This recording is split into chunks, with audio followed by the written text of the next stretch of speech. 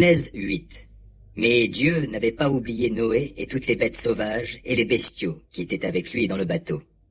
Il fit souffler un vent sur la terre. Alors les eaux se mirent à baisser. Les sources des eaux souterraines et les écluses du ciel se refermèrent.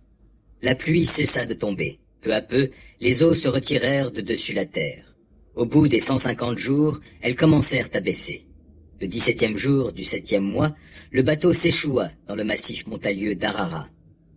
Les eaux continuèrent à baisser jusqu'au 10e mois. Le premier jour de ce mois, les sommets des montagnes apparurent. 40 jours après, Noé ouvrit la fenêtre qu'il avait ménagée dans le bateau et lâcha un corbeau.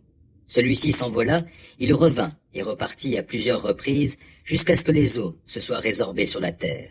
Puis, Noé lâcha une colombe pour voir si les eaux avaient baissé sur la terre. Mais n'ayant pas trouvé où se poser, celle-ci revint vers lui dans le bateau, car toute la terre était encore inondée.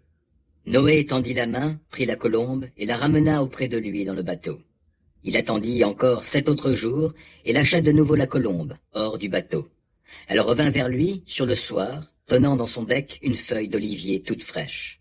Noé sut ainsi que les eaux s'étaient résorbées sur la terre. Il attendit encore 7 autres jours et relâcha la colombe. Cette fois, elle ne revint plus vers lui. L'an 601 de la vie de Noé, le premier jour du premier mois, les eaux s'étaient retirées sur la terre. Noé enleva la couverture du bateau. Il regarda dehors et constata que la surface du sol avait séché. Le 27e jour du 2e mois, la terre était sèche.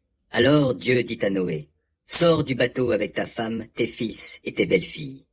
Fais sortir aussi tous les animaux de toutes sortes qui sont avec toi, les oiseaux, les bestiaux et toutes les bêtes qui se meuvent à ras de terre, qu'ils prolifèrent sur la terre et qu'ils s'y reproduisent et s'y multiplient. » Noé sortit avec ses fils, sa femme et ses belles-filles.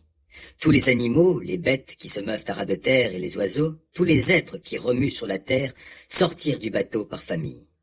Noé érigea un autel pour l'Éternel. Il prit de tous les animaux purs et de tous les oiseaux purs et les offrit en holocauste sur l'autel. L'Éternel sentit le parfum apaisant du sacrifice et se dit en lui-même, « Jamais plus je ne maudirai la terre à cause de l'homme, puisque le cœur de l'homme est porté au mal dès son enfance, et je ne détruirai plus tous les êtres vivants comme je viens de le faire. Aussi longtemps que durera la terre, semailles et moissons, froid et chaleur, été, hiver et jour et nuit, jamais ne cesseront.